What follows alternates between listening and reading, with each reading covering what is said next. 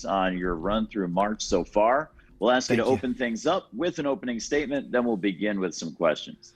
Well, I know we're really excited to still be in the bubble, and our players are excited because it's a quick turnaround, which means we don't have to have many practice days. And right now, they much rather play games than practice. So everybody's excited and getting geared up to play a very good Arkansas team.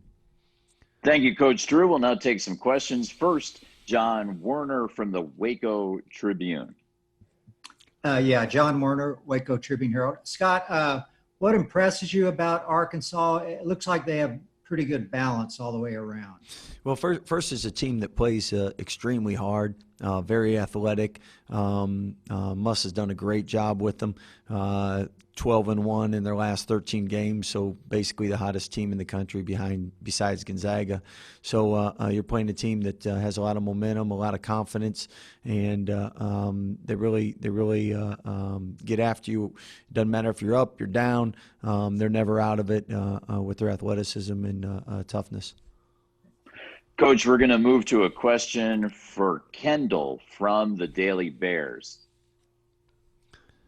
Hey, Scott, Arkansas is kind of unusual where they have a very good defense, but the defensive possessions end very quickly. How do they manage that unique balance? Hey, Kendall, you cut out. Could you repeat that question? You may need to repeat that, Kendall. Yeah, are you all able to hear me now, Scott? Yes. Excellent. Arkansas is very good defensively, but their defensive possessions tend to end very quickly. How do they manage that unique balance? Well, they put a lot of pressure on you, so you're gonna speed up, and a lot of times that puts you in trouble and in harm's way. And they do a great job taking charges. And sometimes you getting a quick two leads to you taking two or three other quick shots or turning it over, and that plays right into what they're really good at. Because in transition, they're elite, and they do a tremendous job taking advantage of turnovers and long rebounds. Chuck Carlton is going to be up next from the Dallas Morning News. Chuck, you can unmute yourself and state your question. Yeah, Scott, not to get too far ahead of ourselves here, but both you and the women's program are playing 1,000 miles apart and about 3 hours apart, with a chance to go to the four, having made the Elite Eight. That's somewhat rare and a pretty neat accomplishment. Again, not to get too far ahead of ourselves, but what would that mean not only for the two programs, but for Baylor, and just the fact that both programs have gotten this far?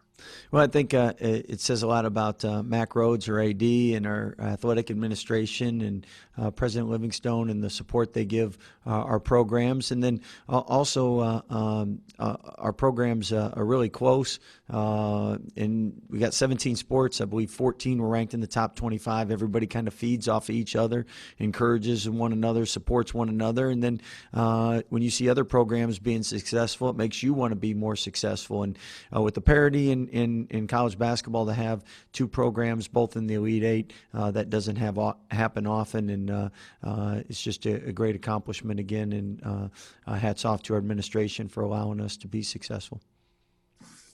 Coach, next let's hear from Steve McGargy of the Associated Press. Steve. Yes, congratulations. I was just wondering, obviously at this point y'all are probably all caught up in preparation for this game, but y'all been there in the hotel for so long. I was just wondering if there are any creative ways that you, the staff, or any players have come up with just in terms of breaking up the monotony to try to keep yourself occupied other than the obvious, like video games, scouting, Netflix, that like. Well, Steve, we've actually, I can tell you, coaches have really enjoyed this time, because normally we don't get this kind of quality time with our players. And we've had some fierce Connect Four games, Uno games, and other things. So we've enjoyed being with our guys and getting a chance to know them better. And again, I can tell you that no team wants to leave the bubble. So it's an exciting time. Obviously, when games are going on, everybody's locked in watching other games. But when you see teams leave the hotel and in the bubble, it just reinforces how fortunate you are to still be here and still be playing.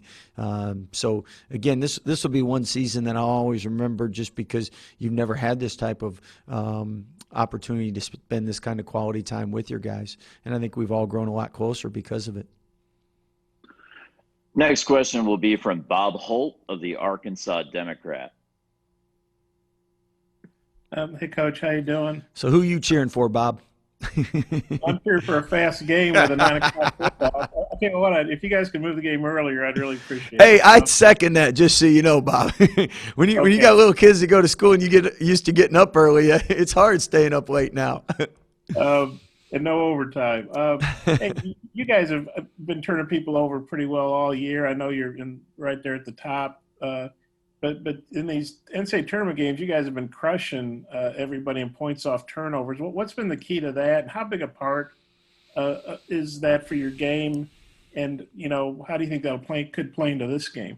Well, I think our defense has been really good until we hit that pause, and then when we hit the pause, it diminished, and then I think we're starting to get it back to where it was. And with that, our defense is a reason for our success this year, because there's been nights like last night where you're 3 for 19 from 3 and you still win a game, and that's because of your defense. So Arkansas does a tremendous job in forcing turnovers and getting easies on the other end because of that too. And I know both coaches will preach the same thing: don't turn it over, and when you do, get back. So whichever team gets more easy buckets obviously has a better chance of winning. Next up, we'll have Curtis Quillen from KCN in Waco. Hey, Scott, Curtis Quillen, Channel 6 in Waco. What's the biggest key for you guys when you look at yourself going into tomorrow? Well, I think Bob kind of touched on it with the points off turnovers. Both teams are really good in transition, and both teams have very good defenders, very athletic, and pressure and pressure burst pipes. So both teams got to take care of the ball. I know coaches will preach that, and whichever team does that will definitely have an advantage. We'll go to a question now from Jack Allen, KXXV in Central Texas. Yeah, Scott, Jack with ABC 25 in Waco. I was just wondering, being in the bubble, life in the bubble, how has the anticipation for these games compared to years in the past when you've had travel in between this, Sweet 16, all of that? Does it feel different from that standpoint, just because y'all are all together all the time hanging out in hotels? Yeah, I think the second game is a lot more normal with the quick turnaround. But that first game where you're given 5-6 days leading up to it, I know you can feel it in the hotel. The first 3-4 days are all fun-loving, joking. The hotel's a lot louder. And then when it gets close to game day, within 24 hours, all of a sudden everything becomes a lot more intense, quiet, focused, ready. You can tell something's about to go down. Matt Roberts has a question as well. Matt, please state your media outlet. Hey, Coach, Matt Roberts, Fox 44 Sports. You guys obviously going on, especially on a one-day scout against a team like Arkansas. Does it help when they play teams like Oral Roberts in North Texas and Tech and Oklahoma State, guys that y'all are more familiar with, when you're looking at tape, kind of knowing what the measuring stick is like? Well, I think it's difficult for both teams whenever you have a quick scout, because there's not a lot you can change or put in, and you try not to have your guys thinking too much. So both teams are kind of in that same situation. As far as it always is more helpful when you play a team that you can see, hey, our defense is kind of similar, and see how they attacked it, what they did, what was successful, and then you can learn from that. So definitely playing some of those teams will be helpful for us, but it's also helpful for them because they're used to it. Jerry Hill is up next. Jerry, please state your media outlet. Jerry Hill, Baylor Bear Insider. Scott, when you look at that first half, and Davion talked about it, that they were kind of bailing the other team out, that they were taking contested threes. How do you balance, hey, just let shooters shoot, and maybe trying to change stuff up when it's going like that? Well, I think first of all, we have an intelligent group, and they want to win. So they see what's going on, and they want to adapt to what helps us be most successful.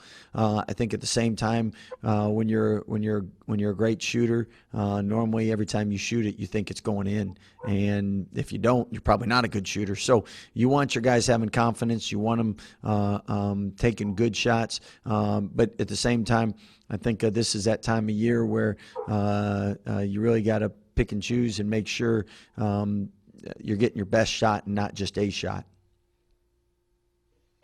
Andrew Miner is from 24/7 Sports. Andrew, your question. Yeah, I wanted to build off Jerry's question with the adjustment you made at halftime against Villanova, where you started going more inside out to use the 2 to maybe open up the 3, and if you thought that against Arkansas that opportunity was also there to get to the rim with the aggressive defense that the Hogs play. Well, definitely all coaches would rather have layups than contested jumpers. And at the same time, that's why defenses try to make easy buckets hard to get. With both of our teams wouldn't be around right now if we were bad defensively. So there's method to the madness, what both of us do. Again, I think as a coach, you can, if the quality of shot is good and the person taking is who you want, you feel good with it, make or miss. If you can get a better shot, then you love the patience and discipline to be able to turn down a good shot to get a great shot. And again, I think our players and good defenses want you to take tougher shots rather than easier shots, and so you need that maturity, and you need to make sure that you have a group that can listen and then adapt when need be. And again, we've been the leading three-point shooting team in the country for a reason. Normally, we take pretty good shots, and we have really good shooters. At the end of the day, though, the best shooters in the world still have off nights, and credit Villanova's defense for causing some of that. Thank you. Let's go back to Bob Holt from the Arkansas Democrat. Did you get that game time change, Bob? Is it earlier? I'm working on it. Maybe call Bill Clinton or something. Hey, you got veteran guards. Arkansas's, Jalen Tate's a fifth-year guy, but they're playing 2 freshmen, Moses Moody and Devontae Davis. How big is it to have experienced guards in games like this, and just kind of what do you think about Arkansas, your guards and Arkansas's guards? Well, I think first and foremost, everybody's played enough games now where there are no freshmen anymore. And I think early in the season, that definitely matters more.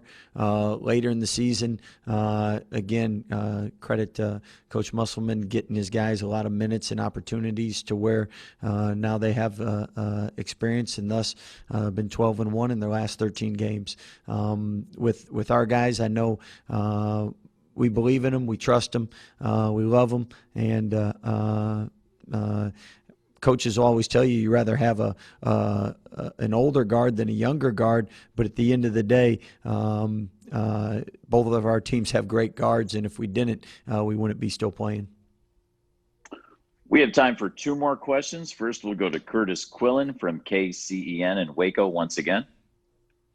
Scott, you've coached in this round a couple times before. I know it's been a while, but is there anything that you can take from those couple of experiences on this deep of a tournament run to apply in getting ready for tomorrow night's game? Yeah, you definitely, everything in life, you take your past experiences, positive, negative, and try to learn from them, be better from them. In both our situations, we lost to Duke, which won it all, Kentucky, which won it all, and both were outstanding teams. And in both games, I thought they beat us. I didn't feel like we came in and we gave them the game or whatnot.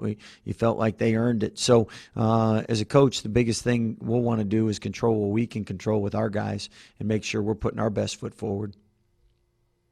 And the final question for Coach Drew. Let's go back to John Werner of the Waco Tribune-Herald.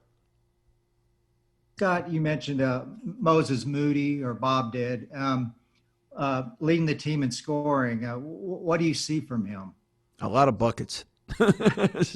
So he's an outstanding player. Anytime you're third in the SEC in scoring, anytime you're projected a first-round draft pick, obviously you got a lot of talent and ability. And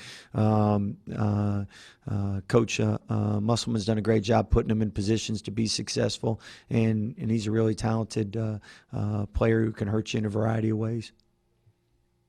Thank you, Coach. We'd like to show our appreciation for you spending time with us this afternoon. Good luck tomorrow against Arkansas. We're going to hear in just a moment from Adam Flagler. Go ahead, Coach. Thank you. Appreciate you. We'll hear from Adam Flagler, student athlete for the Baylor Bears, in just a moment. If media have questions for Adam, you can raise your hands. Use that raised hand function through your Zoom interface right now. We'll have Adam on your screen in just a moment.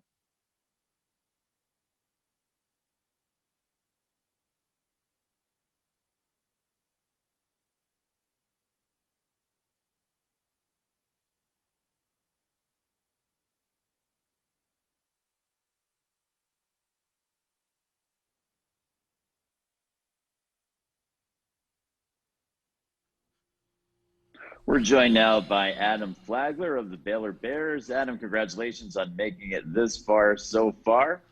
We have a number of questions from local media as well as national media for you. Let's begin with John Werner, once again from the Waco Tribune-Herald. Yeah, John Werner, Waco Tribune-Herald. Adam, you guys had a lot of practices before the NCAA tournament. Do you feel like you guys' defense is back where you want it to be right now? It's definitely back where we want it to be. We're all out there connected, communicating, and just flying around and just having each other's back. So that's been helping us, and that's what we're going to continue to do. Kendall is from the Daily Bears. Kendall, go ahead with your question.